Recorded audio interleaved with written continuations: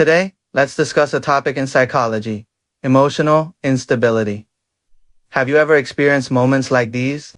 A trivial incident triggers an explosive emotional outburst, causing your feelings to spiral out of control so swiftly that you barely recognize yourself. Or during an ordinary conversation, the instant someone disagrees with you, your chest tightens, your mind races, and you feel on the verge of losing emotional equilibrium. There are times when you acknowledge that the other person harbored no ill intent, yet as long as they fail to meet your expectations, you find it impossible to suppress feelings of hurt, anger, or even the urge to lash out. After releasing these emotions, you feel akin to a deflated balloon, exhausted, empty, and consumed by guilt. You repeatedly tell yourself, "Next time, I must stay calm. I won't let this happen again." However, when emotions strike, they flood in without warning. Your brain feels hijacked by adrenaline. Your heart pounds, your muscles tense, and your breathing quickens. You resemble a frightened small animal on high alert, where even a single glance or word from others can push you over the edge. You desire to hit the pause button, but the control eludes you. It feels as though you have been taken hostage by your own emotions, helplessly watching yourself cross boundary after boundary. When the outburst subsides and the room grows quiet, you are left sitting there, mentally and physically drained, overwhelmed by regret. Others often label you as having a bad temper, being overly sensitive, too emotional, or difficult to deal with, yet they seldom pause to ask, "Hey, what is truly going on with you?" The truth is, you are not attempting to pick a fight, nor are you exploding intentionally. You simply care too deeply. Even minuscule details that others would overlook can strike a chord where it hurts. Over time, the accumulated pressure transforms every small spark into a blaze. You are not merely emotional. You are exhausted, carrying an abundance of unseen hurt. Most of the time, your anger is not the core issue. Instead, you are desperately trying to convey, "Can you please care about what I care about? Can you take me seriously, if only this once?" You are not difficult to communicate with.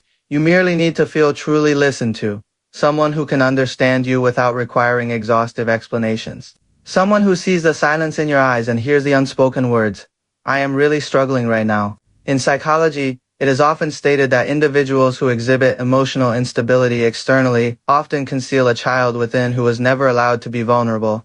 Perhaps when you were young, accidentally breaking a glass resulted in being yelled at or struck instead of being understood. You never learned what it means to be heard or comforted, only that mistakes lead to punishment and shame. Since then, you have relentlessly strived to be a good child, and now, as an adult, you are excessively hard on yourself.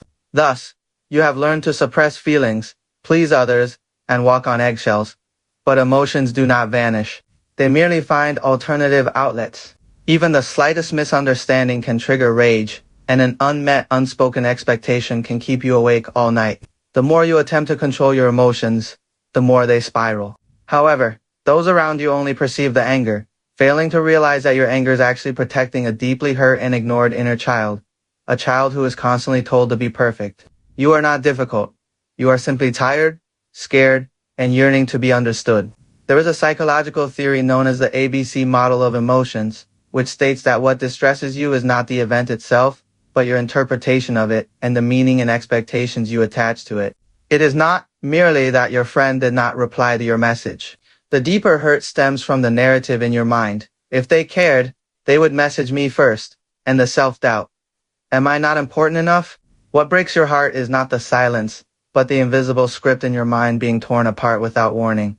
The pain does not arise from others' actions, but from the gap between what you think they should have done and what they actually did. Therefore, dear reader, if you frequently feel like you are losing control of your emotions, please cease blaming yourself. You are not bad-tempered or too emotional. You have simply gone too long without experiencing true understanding. Your anger is not meaningless. It is you fighting to be seen and protecting what matters to you.